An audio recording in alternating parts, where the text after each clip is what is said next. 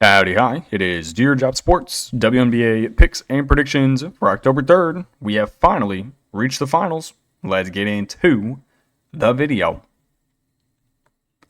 Alright, first things first, before we get talking about the finals game 1, we got to recap the previous day's results. This, I think, is from, when did they play, the 29th or the 30th? I think it was the 30th. We went 4-0. This might have been the most fraudulent, undefeated day we have had the entire year. That 4-0 brings our season record to 386 and 378. I've given myself a little bit of buffer room to firmly go above 500. So we will talk about the 4-0 day. Should have been 2-2. We had no business hitting the Aces minus 7.5. They almost lost this game. And then we hit Chelsea Gray points and assists over in overtime. We would have missed by, I think, 2 points if the game would have ended on that Jackie Young layup or the Jewel Lloyd almost offensive rebound tip-in. But they both don't go in. We go to OT. Aces win 107-98. So we'll talk about it real quick. With the Aces minus 7.5, I think I typed it on the slide wrong. I had minus 4.5. I just forgot to change it from the previous day. So the Aces minus 7.5. That hits by the grace of God. They win by 9. Then we had the over. This went way over. Even before overtime, both teams were absolutely firing from the court. So, main story, the Fever were hanging around big time. I think it was a 2-point game at half. And then Kelsey Mitchell goes down with an injury midway through the third. So she's out.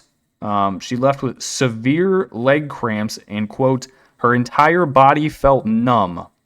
That is not good, so hopefully she's fine. Have not read any updates on how she's doing since, so I'm assuming that means she's better and they just pumped some fluids into her. And then on top of that, so that was midway through the third. Then, I want to say 4 or 5 minutes left in the game, Aaliyah Boston fouls out. So their closing lineup was Shea Petty, Odyssey Sims, Lexi Hall, Natasha Howard, and Brianna Turner. That was the 5 players who forced this game into overtime. And really, it was only one player. It was Odyssey Sims, who just went nuclear from the court. 27 points, 2 rebounds, 6 assists. Natasha Howard had a big bucket late, went for 16, 7, and 5. Shea Petty just became a strap god. She pulled up from like 35 feet with a second left on the clock and just went Drano mode. But it didn't matter, as the Aces won. Jackie Young dropped 32, Asia dropped 35, Chelsea had 17, Jewel Lloyd only had 8, but it was a very impactful 8. I think she had the first three-pointer made in overtime. It was a corner 3, heavily contested, ridiculous shot. Then Chelsea Gray hit 2 threes she had no business making, but she made both of them. The Aces were not going to cover. They were up 7 points with 8 seconds left.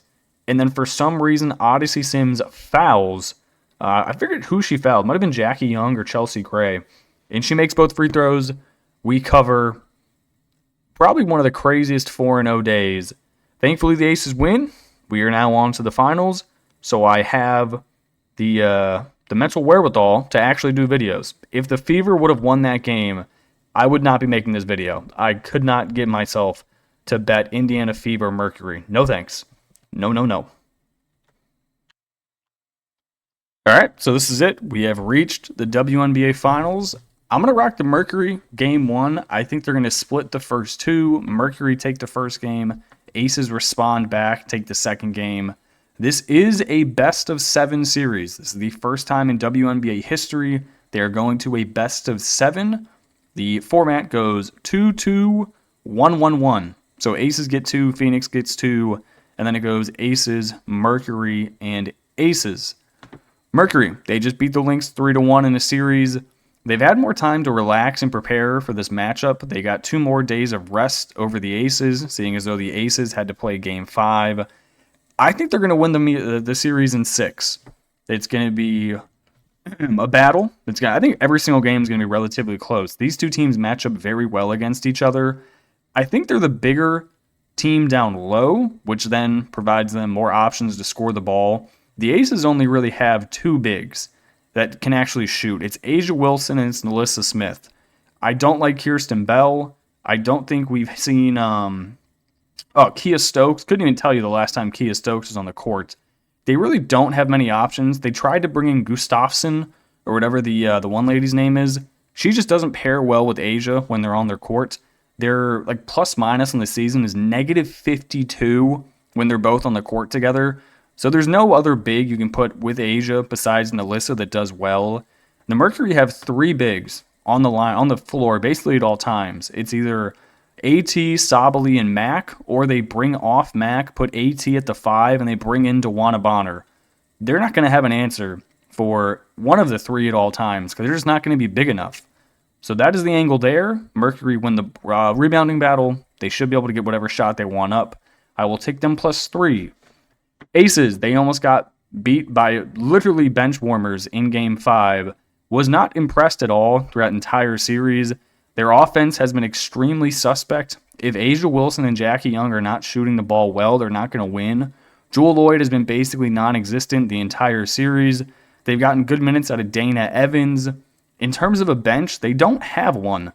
Like, Jewel's not producing. There's no one else on that bench that's going to do well. You had, I think earlier in the season, they were going to their rookie, I think Aaliyah Nye from Alabama, who was good from deep.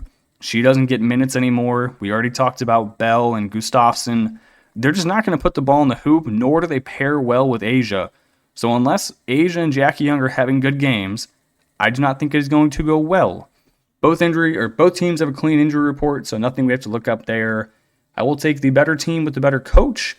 I still do not like Becky Hammon.